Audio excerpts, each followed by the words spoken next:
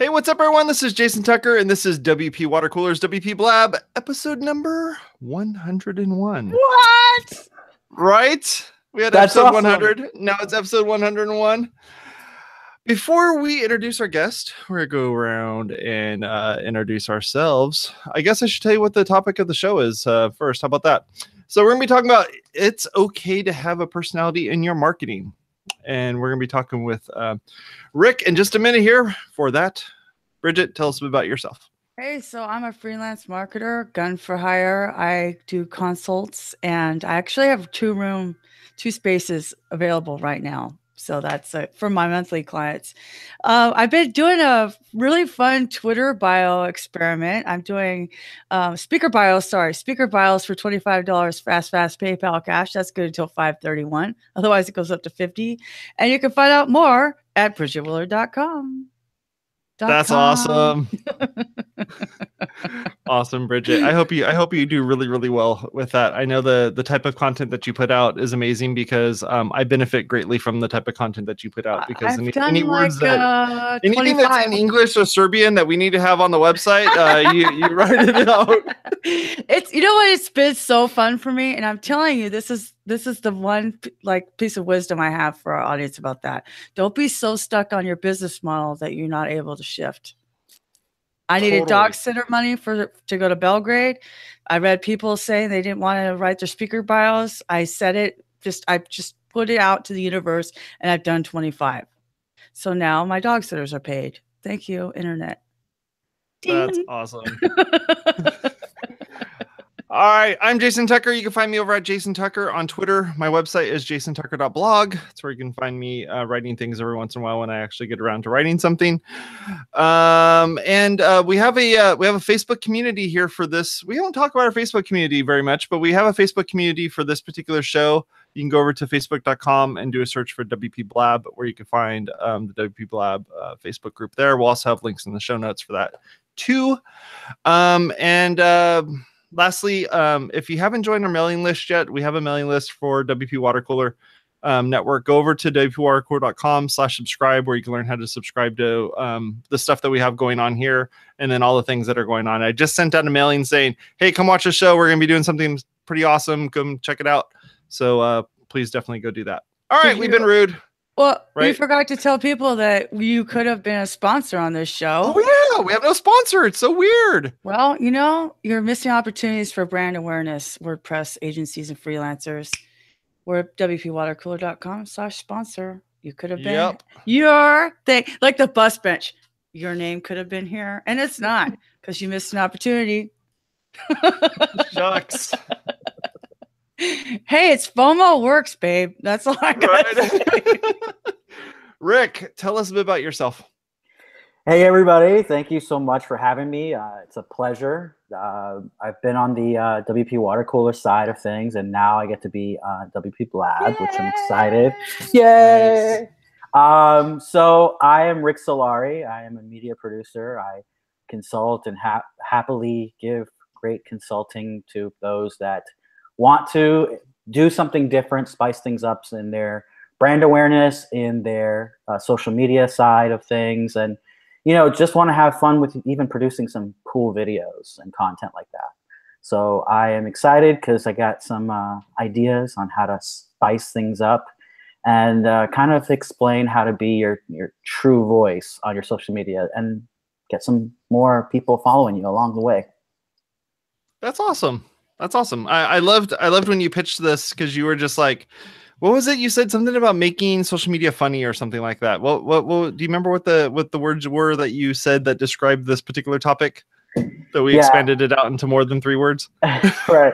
I pretty much said, there's a lot of people out there that they post out the same type of stuff. And so if you're a food blogger, you post out, pictures of your food and say, hey, come try it here. And this chef is awesome. And it's very familiar. It's very similar with a lot of the other people that are posting about food.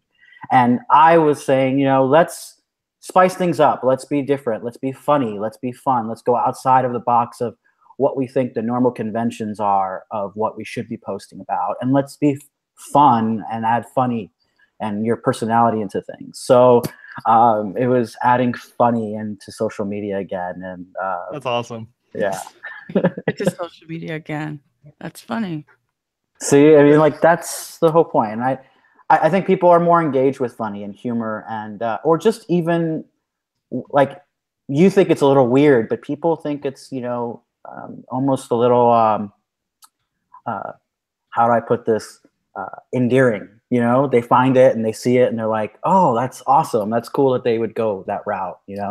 So I'm a big fan of that, and I push that and I say, find your voice and just speak it and scream it as loud as you possibly can. Yeah. Awesome. Well, let's talk a little bit about that. Bridget, have you approached client work having some type of voice that's funny or snarky, or it has some type of that type of connotation to it? Besides mine. Right. I always couch my snarky advice with love Bridget. So that's my little brand voice. But when I was doing social media for WordPress, that one, we loved having fun with that one because its primary demographic were WordPress developers and freelancers. So we knew that we could have some fun, make some memes, GIF wars, or GIF wars if you're Jason Tucker. Which is a war in itself. But it really does depend on your branding. So if your branding allows you, I don't recommend it for banks or anything that's really serious. Obviously, Wendy's is doing something so I always default to as polite as possible with my clients. But humor is really tricky, especially in a postmodern world where everybody's offended because you're breathing oxygen and taking it away from an animal. So right. I just say skin is so thin. I'm surprised we don't have sun cancer already. You know what I'm saying? You can't even be funny. What's funny is always pushing those boundaries. Yeah. So pushing boundaries can be disruptive. It could get you attention, but you have to make sure it's the right kind of attention. Right. Well, even you talk about be careful with humor, with banks, for instance. But there's humor in banking, and there's some things that you can incorporate. Everybody knows about getting charged a banking fee or a charge fee or an overdraft fee or something ridiculous. Well, they can expound on something that is trivial like that. And why do I get charged that? Not here, they can go beyond that, You can, but not if it backfires on you. Right. Exactly. Right. Where somebody goes you say, not, not me or whatever. And then the person holds up a whole bunch of charges on there. And they're like, look at all these charges that you guys did for me. It could totally backfire. It could. So that's what I'm saying. If you're going to stand on something, make sure that it doesn't backfire on those scenarios, and make sure you have your bases covered before you post something, because like you said, somebody could be like, what? You charged me X, but they can there's proof out there. If there's proof out there, then that's not something you should be pushing for. But there is you can find the trivial things and expound on them on that humor aspects of it. So I think everybody has the ability of doing it. They just have to find what that is and then hone in on it, Yeah, it's the guy who runs T-Mobile. He has this kind of crazy persona that I think is his actual persona, but just this idea that he can kind of jump out at you and just start getting all I hate Verizon and I hate this company and I hate that company. He's probably even made fun of Sprint, which is who they're going to be merging with. Right.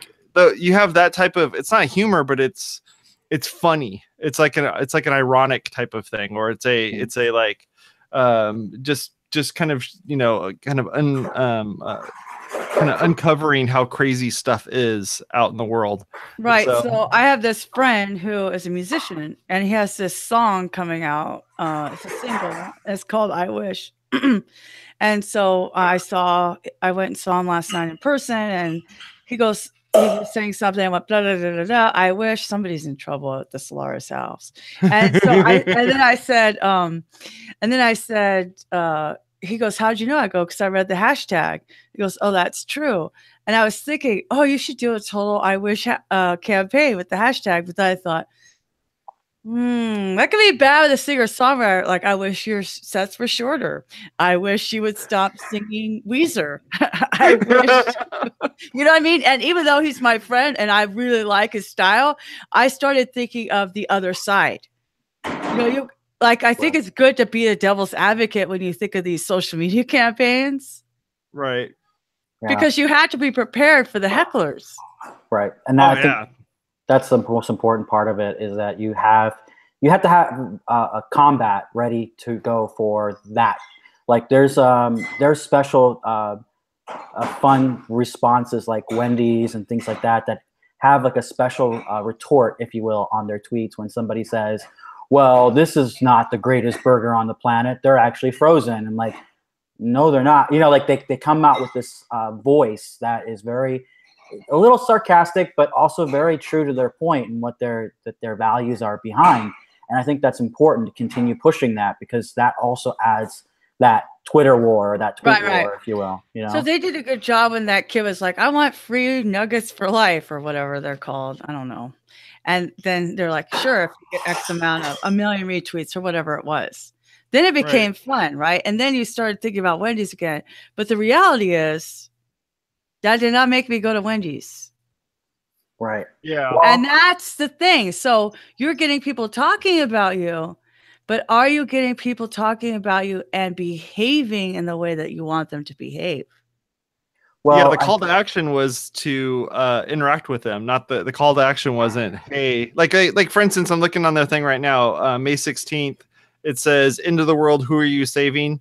And they have a poll that's up, and they have 89,000 people that have voted on it. There's 5 days left on it. It's a 50-cent chocolate frosty or a 50-cent vanilla frosty. Like that's their thing. So it's like, you know, I want you to figure out which one of these should you save, and then you can vote on it. But 89,000 people have voted on it. How many of them did they actually sell? But they are telling you that they're 50 cents each. The 50-cent thing worked because after the after the developer meetup on Monday, Priscilla and I went to Wendy's and got us a frosty. So like you have to know your audience, right? So the danger in my view, is that you're being a source of entertainment without any benefit coming your way. Yeah. So you don't want it. Funny is funny. No, we like to be entertained, especially in the cord cutting culture that we're in, where we don't have TV. Like, I have an antenna in my bedroom attached to the TV, and I can't even tell you how many of my friends have come over and said, "What is that?" It's an antenna. For what? The TV comes from the air. You guys know that, right? Like a radio. Wait, what's a radio? Right? You know, because we forget. But so like a lot of us don't have, like, I'm not sitting there watching a TV anymore, right? But we get on Twitter and it's you know, it's some ridiculous thing. And so like with the dress, blue or black. Sherwin Williams, the paint company, did a great job. Pantone put the color codes, okay? So like you could do it in a way that makes sense. If what's happening makes sense to your brand, then jump on it, right? So like this Laurel whatever thing is happening, if Laurel and Hardy were still an act, I'd be jumping all over that, right? But for BridgetWiller.com to jump on it, it has, you know, I care too much about the deaf and hard of hearing. And then you know what would happen in my world? They'd be like, that's not fair because the deaf and hard of hearing can't hear that and it's not accessible. And this joke isn't even accessible. And like, you know what I mean? It would backfire for me. Right. Yeah. Or anybody that's named Yanni, you know, like they can totally just like ham on, like, and just say, yeah, it's totally Yanni. It's always been Yanni. You know? That's what I'm saying. Like you have to think before you type. But still, being funny is good. It's not a bad thing, you know? And that's why, like, the GIFs and the Bitmojis, they give personality to your brand. You just have to do it in a way that aligns, and that's the tricky part, you know. Yanni actually was in an airplane and he recorded a video of himself listening to that. That's funny. And that's exactly how you become relevant again in that. Dude, that's how you do it. So that's how you do it. And awesome. everybody in the chat here is just like yelling out, yeah, Yanni's Twitter is so hard lately. Like everybody's saying that it's Yanni. But if you look, there's like if you want to know more about this, so for those that don't know what's been going on, like there's this sound that people have been listening to, and whether it says Yanni or Laurel, and there's this one guy on YouTube, and I was just watching this today, and on YouTube he speeds up the recording and slows down the recording, and you can hear clear as day either one of them. But when you just play it regularly, it's almost like you hear both of them a little bit. It's like a harmonic type of thing. So it's back again, like whether it's a gold dress or a blue dress or whatever, what have you. Yeah, silly. I mean, the internet loves to do silly stuff and loves to, kind of figure out ways of really ticking each other off. So I think it's pretty awesome to see something like this Yanni thing come up. I like having a personality. I think that in our world, Torque has done it really well with Doc Pop and his videos. They're informative and they're fun and they're funny. And he does cartoons, which are really great. I really like those.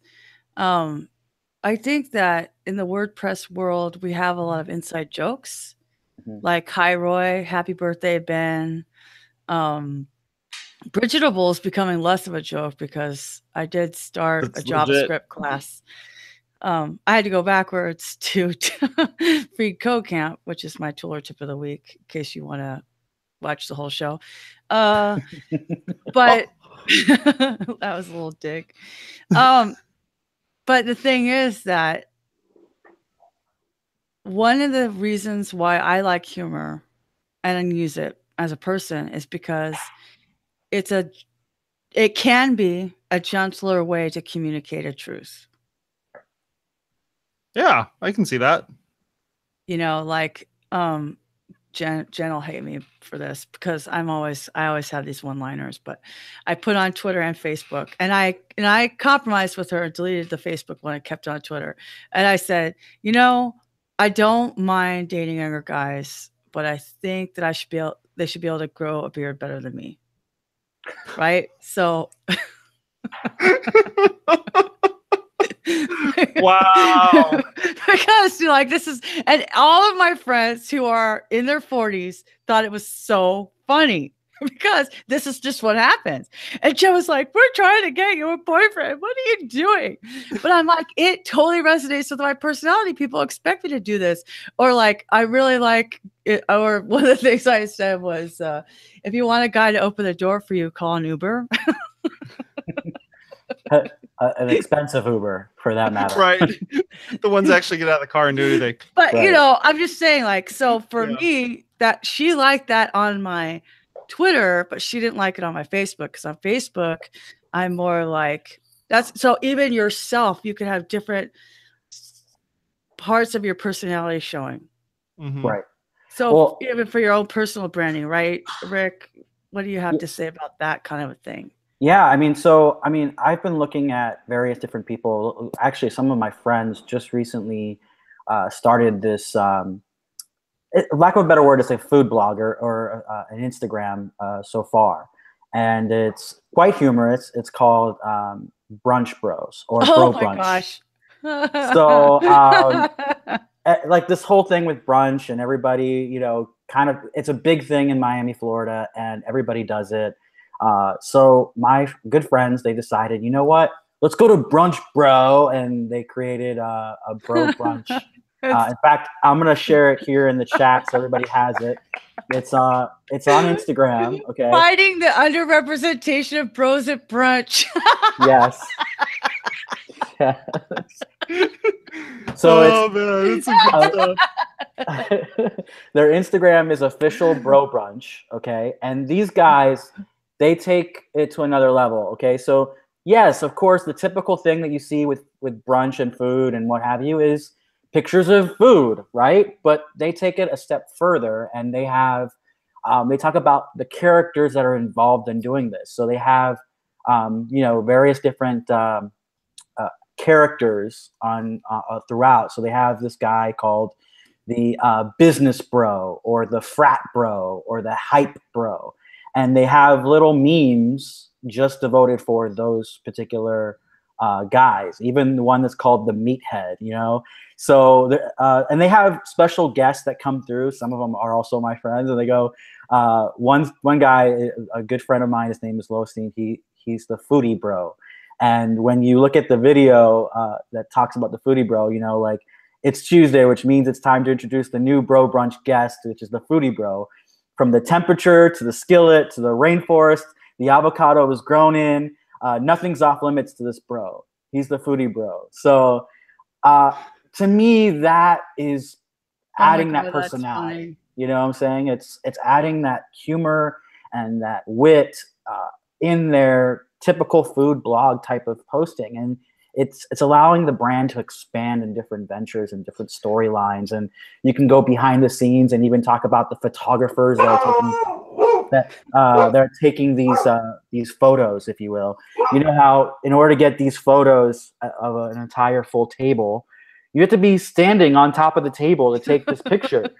So you're like this and do it. You guys, everybody knows this, but they don't talk about it. You know what I'm saying?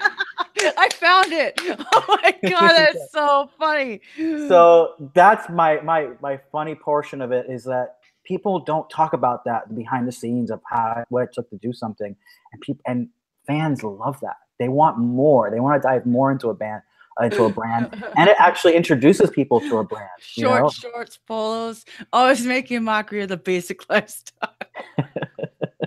Wow, that's awesome. That's like there was a Barbie one that was like that, Rick, where I think it was called Hipster Barbie, and she would say, like, I won't take a social media break for 15 minutes or something. I'm going to put my phone down and actually look at you in the eyes and have a conversation.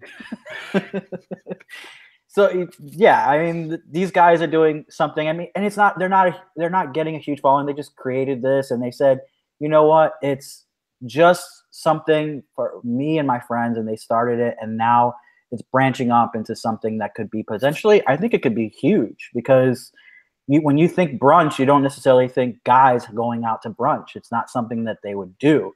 But taking that and being humorous, it's kind of like what's it called? Those not onesies, but the oh my gosh, yes.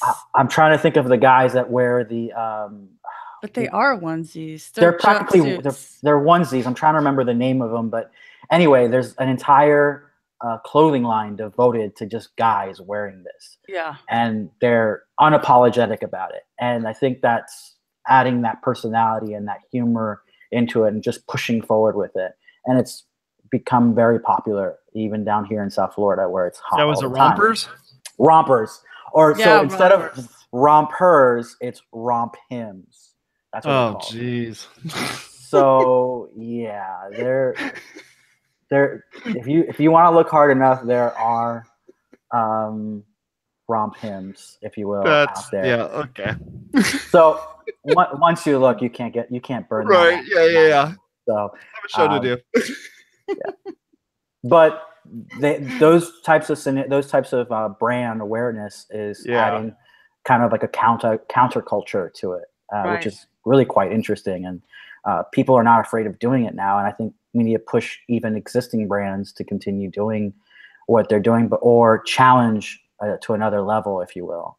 If just adding a different twist on things, something that could be very humorous and funny, and then potentially introduce more people to the brand of there and aware and bring them aware of a lot of things that they have to offer. So that's funny you say this, because something I've been contemplating for a while is writing backstories for stock photos. And my family and I play this game where, and I'm convinced this is why I'm good at marketing.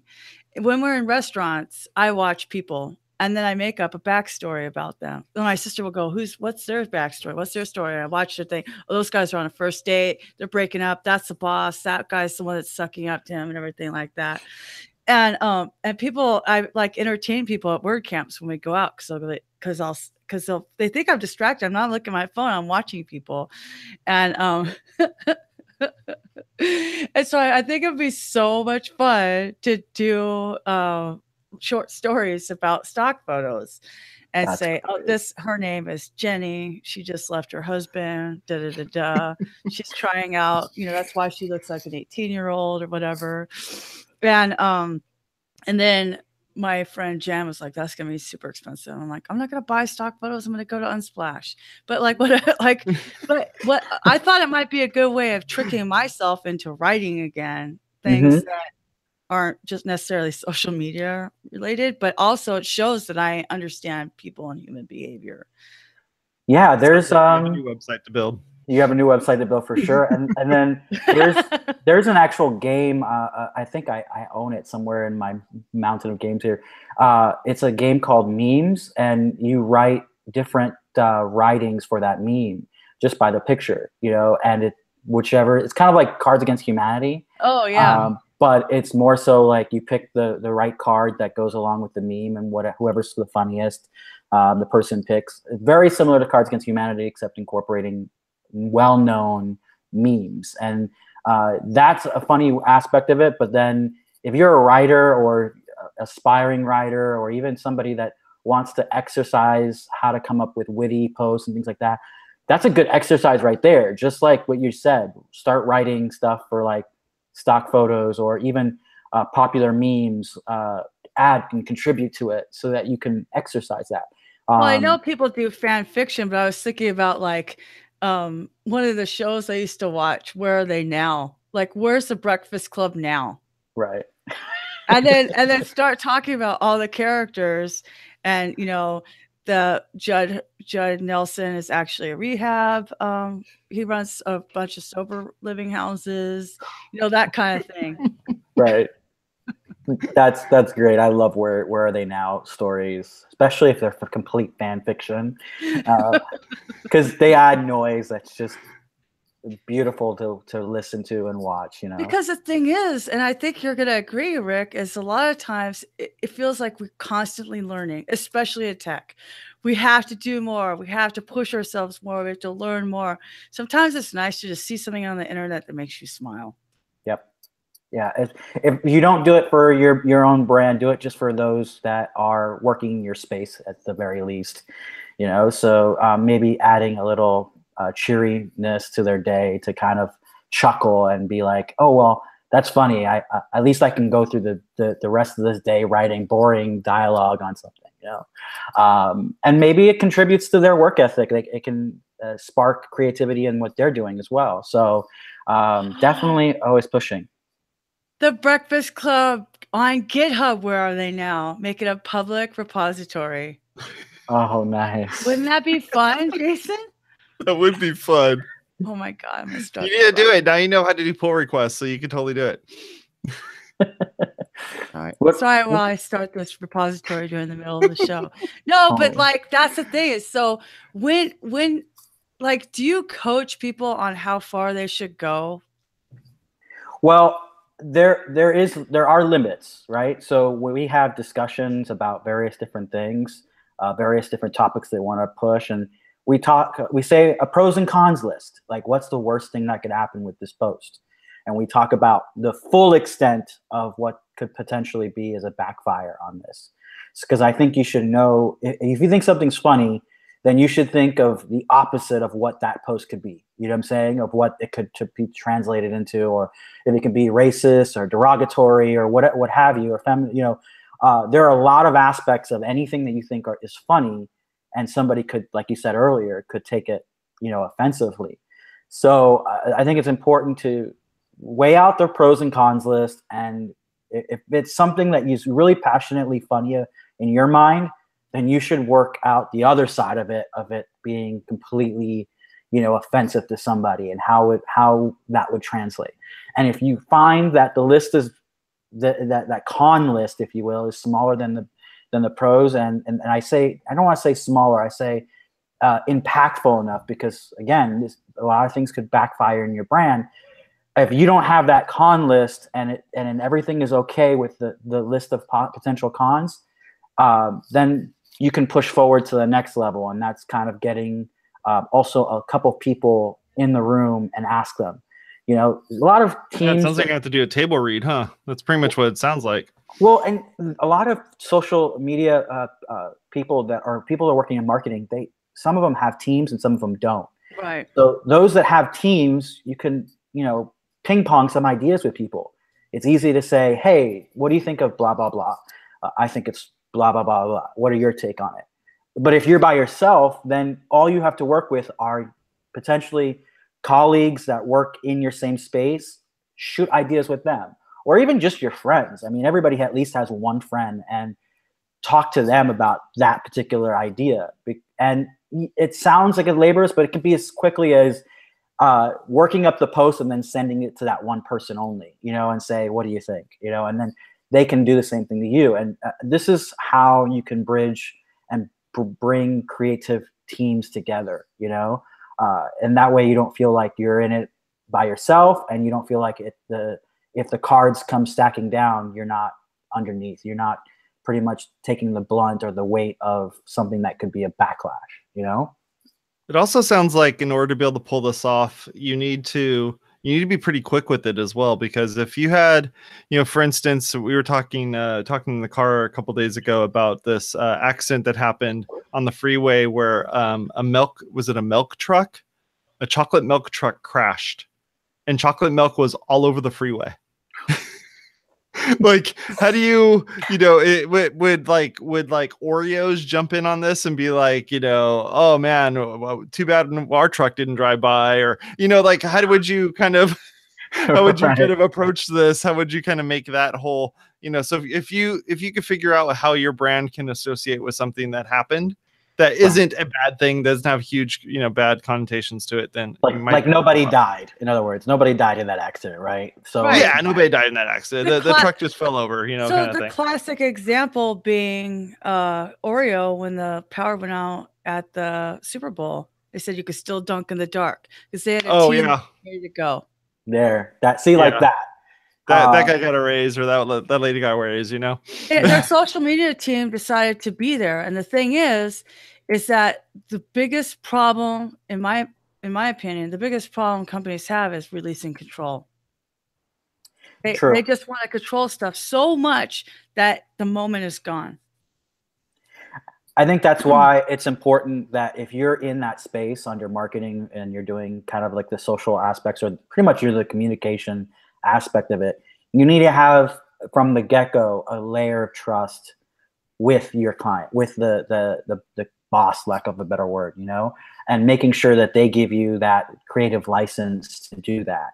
And trust is not built immediately. You have to build it over time. So if you're constantly posting things that are contributing to their brand and they don't feel like you're going against it or bringing backlash to their brand, then you start to build that trust over time. And then let's say you go from you're consulting and you're working with multiple different brands. Your portfolio of different people that you work with and what brand awareness you can bring to those people with humor speaks for itself. You can show that it's a good way to bring humor, and you can do a case study. You can show case studies and you can show the responses. Like everybody should know how to bring stats to those viral tweets and those viral videos that cause awareness to something or to a particular subject or an event, if you will.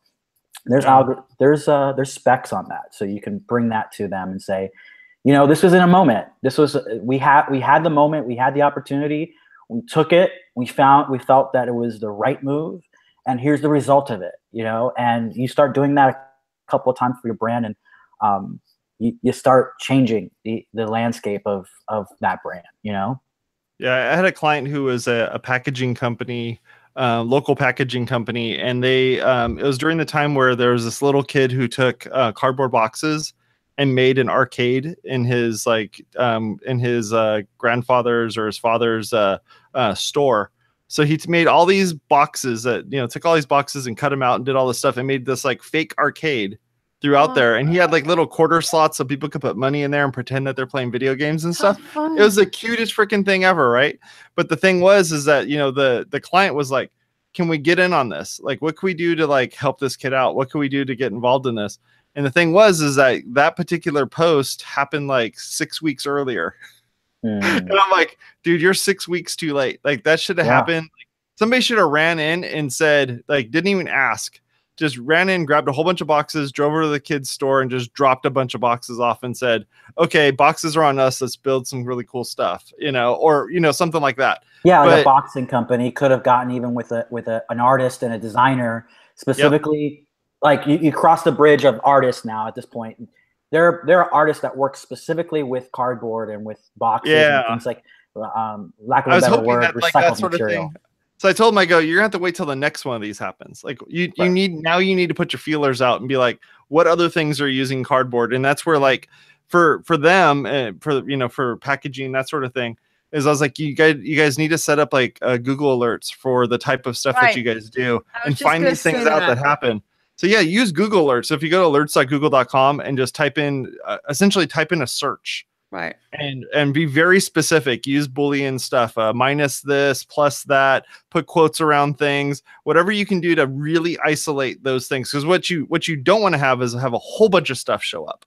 You want to make it so that when you search for something, nothing comes up. So that way, when something comes up, you have a really good something, not a whole bunch of BS nothings.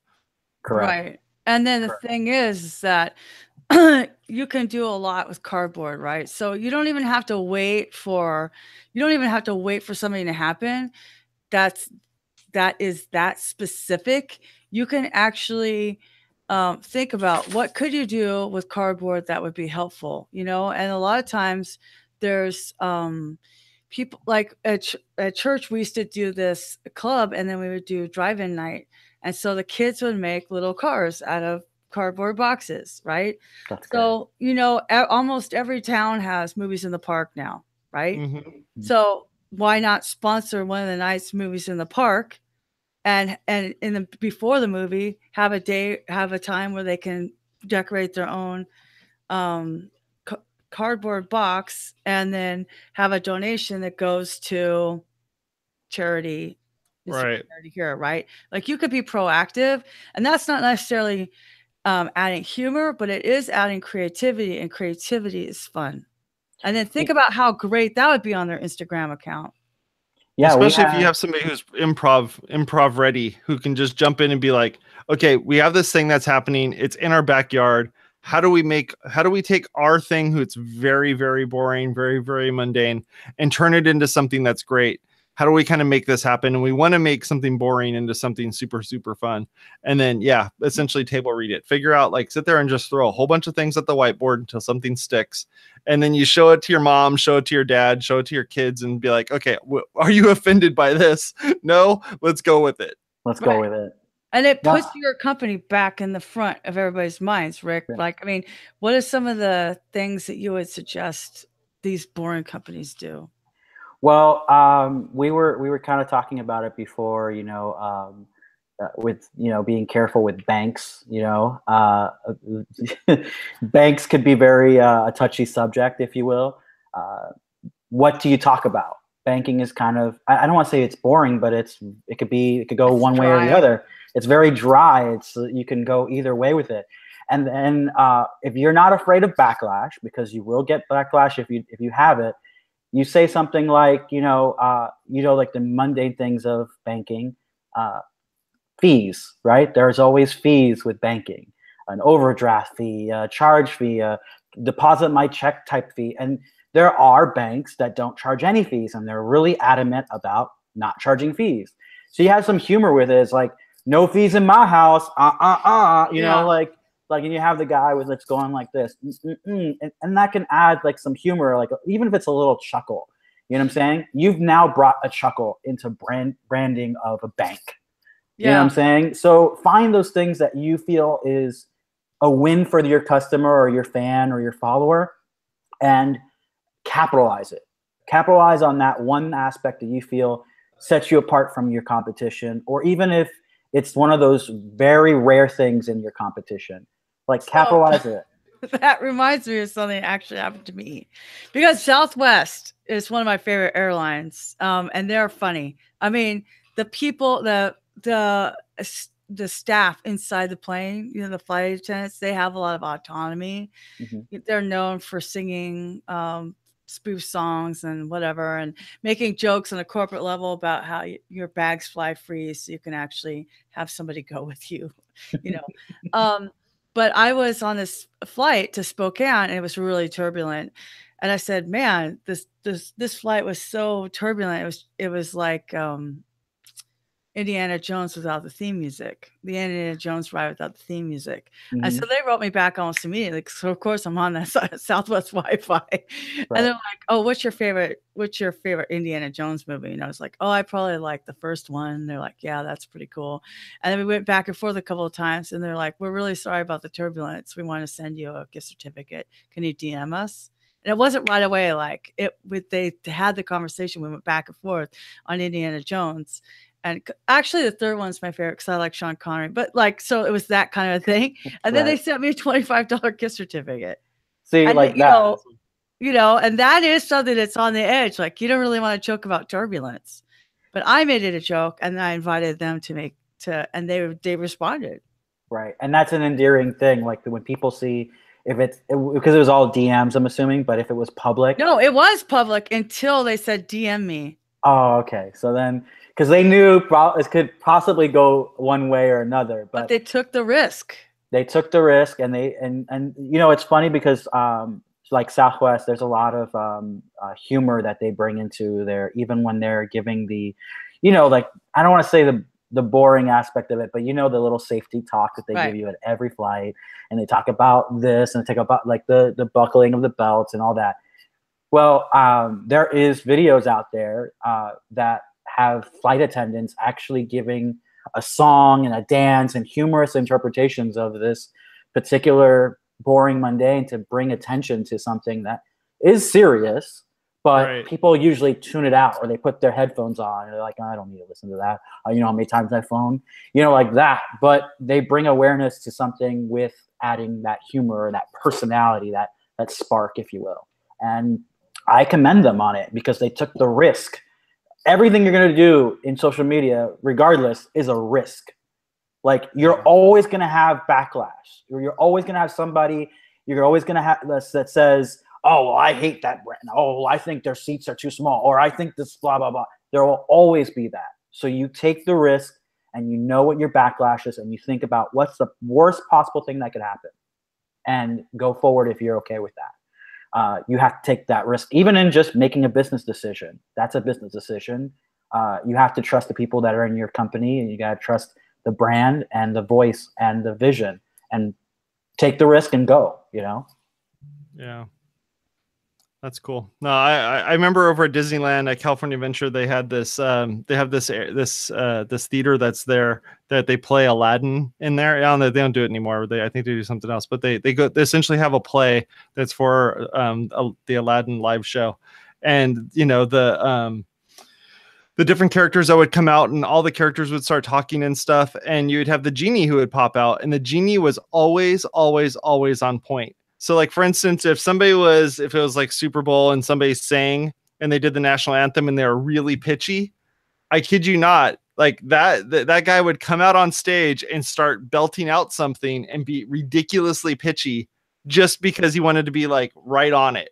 And you know, it's like he probably didn't vet it with anybody, but he's like, okay, here's what we're gonna do. I'm gonna talk about this thing, go, and just runs in there and does exactly that. And they were doing stuff like up to the minute.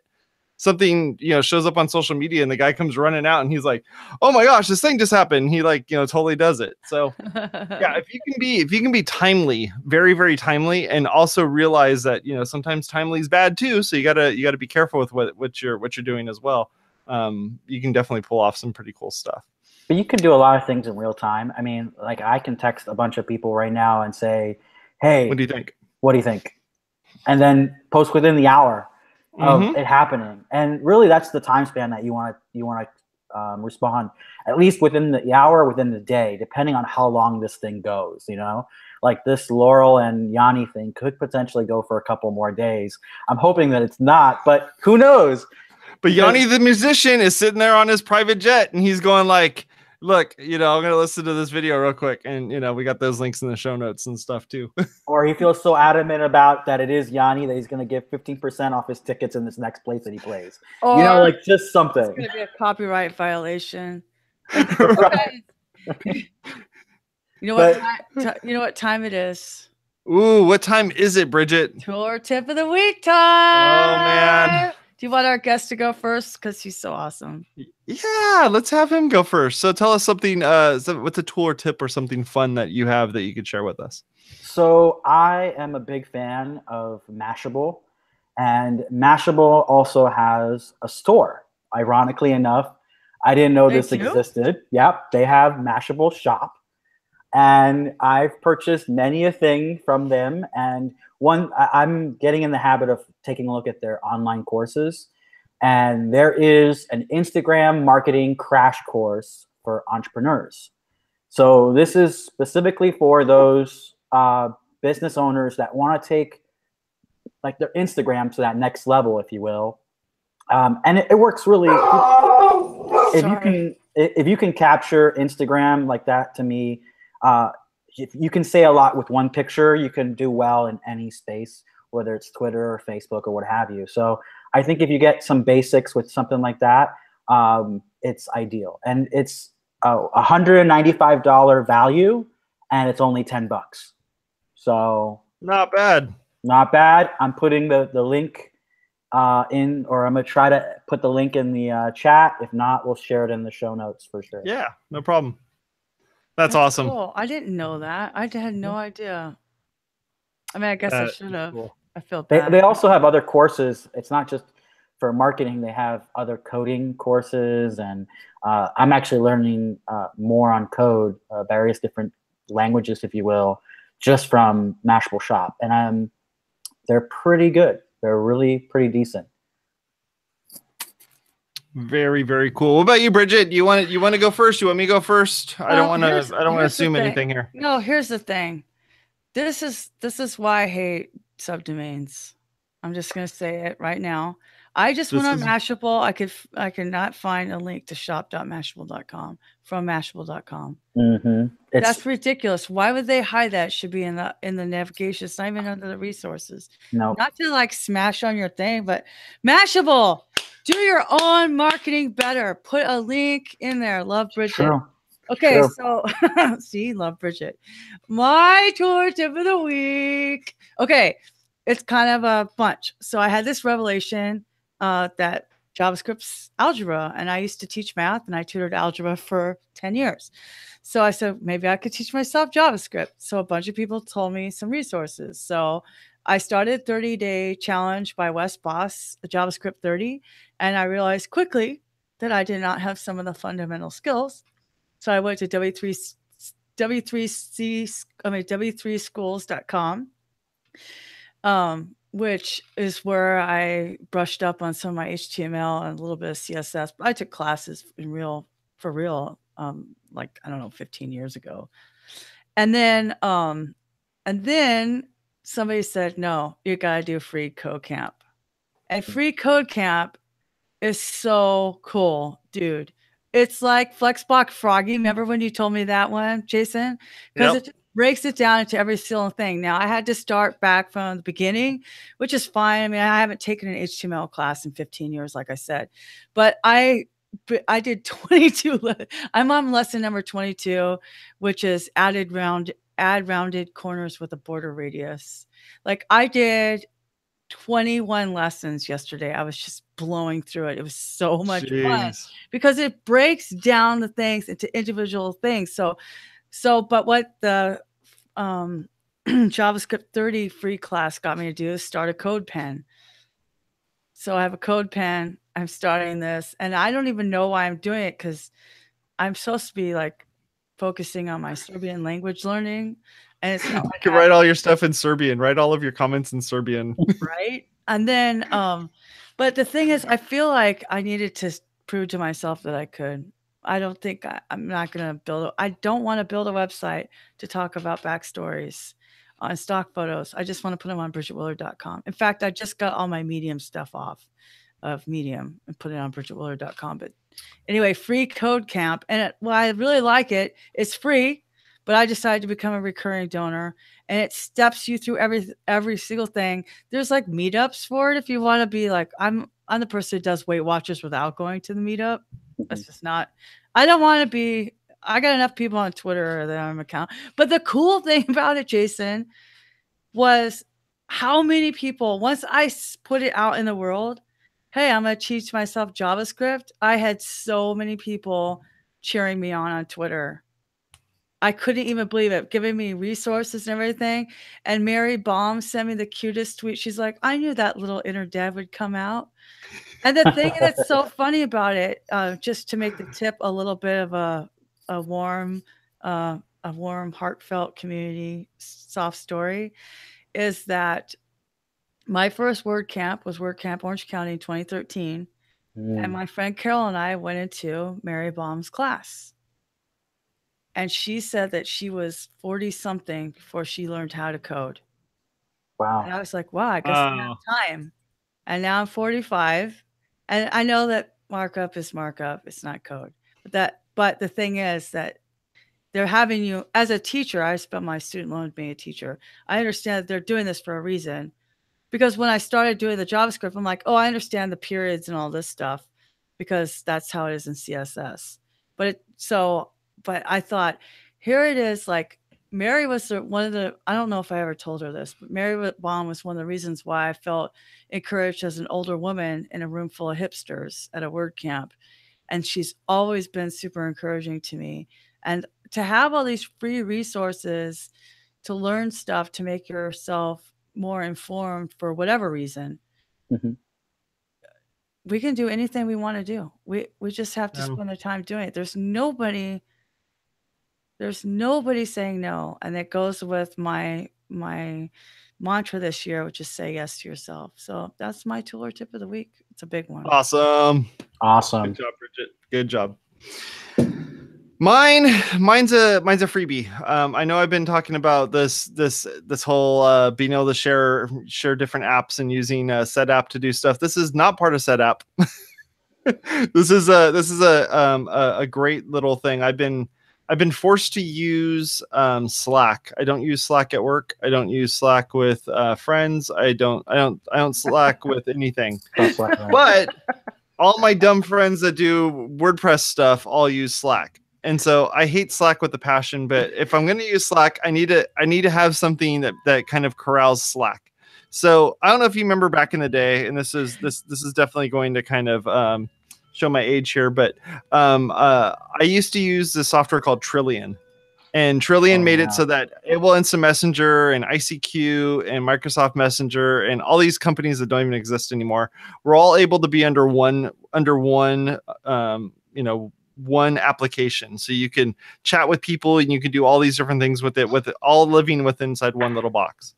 So the tool and tip that I would suggest taking a look at if you're on a Mac is this piece of software called Franz, Franz, and they're on version 5 of it, and it's totally free to install, and it works on a bunch of different platforms, including the Mac.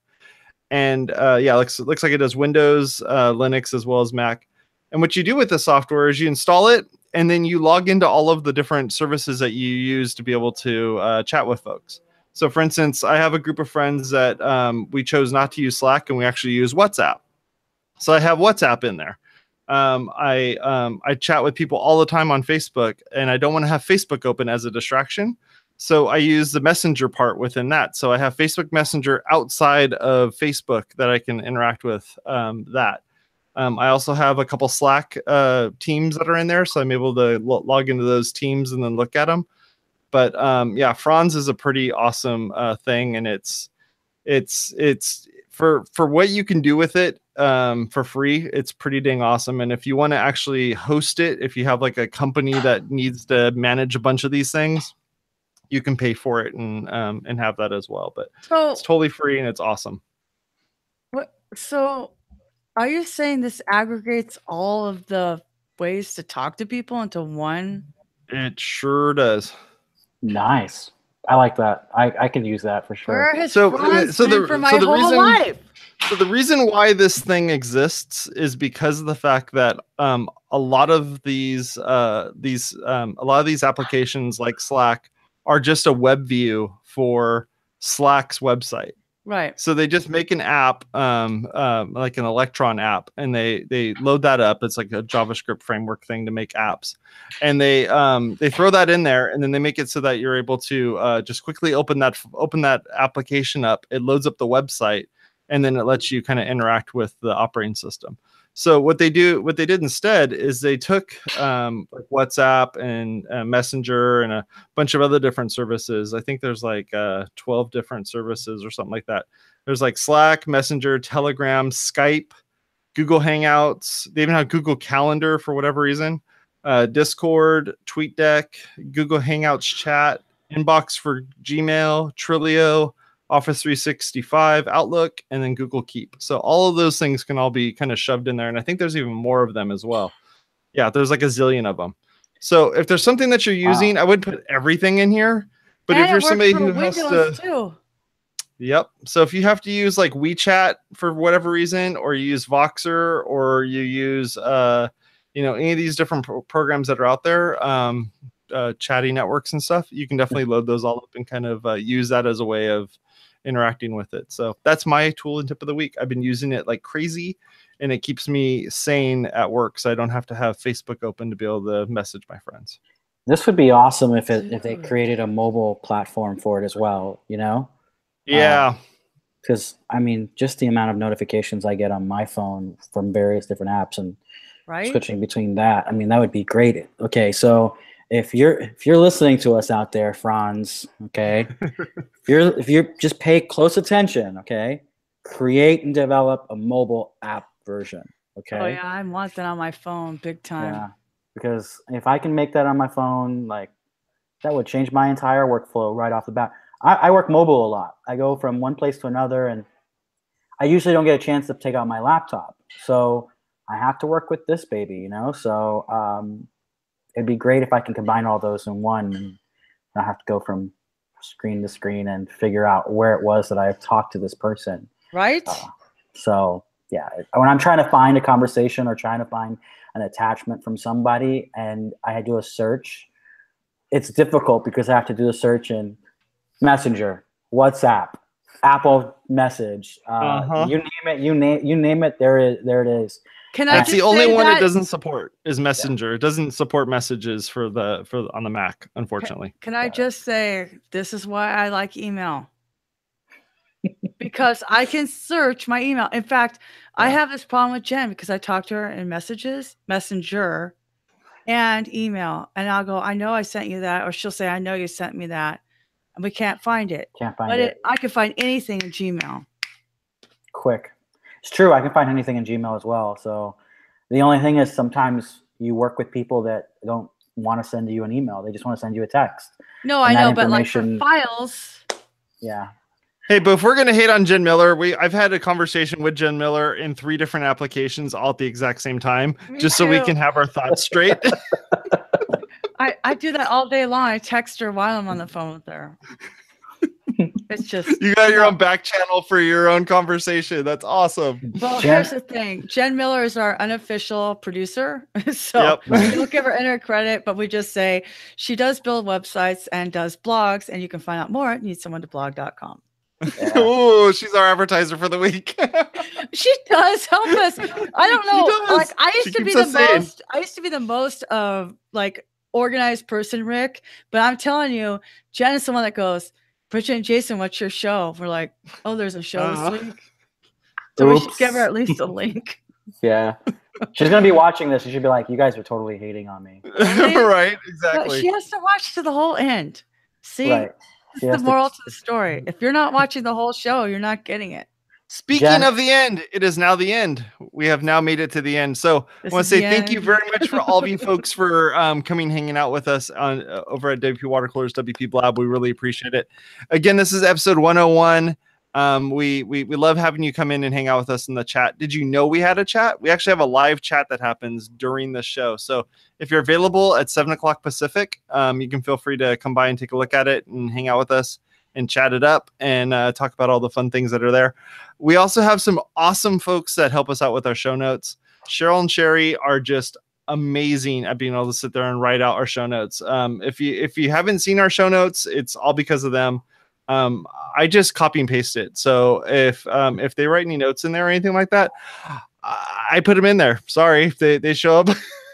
Yeah. This is how involved I am, is that they are just amazing at being able to write what they do and put what they do and being able to write this stuff up and put it up onto our Google Docs. I really appreciate that. If you want to help them out with show notes, you can definitely jump in there and help out as well. So that's about it, folks. Thank you very much, Rick, for coming out and hanging out with us. I know it's getting late over there on the East Coast, but you look like you're a night owl, and so I'd imagine you're probably gonna stay up pretty late tonight. So. I have some R&R time to relax, so I'm going to be staying up pretty late probably. So it's 11 o'clock here. Yep. So nightlife, see behind me. Well, thank you very much for coming on, hanging out with us, Bridget. Again, as always, you're the one that makes this whole show happen. I just show up and hit the record button. Stop. Talk to y'all later. Smart ass. Bye, everybody. Bye.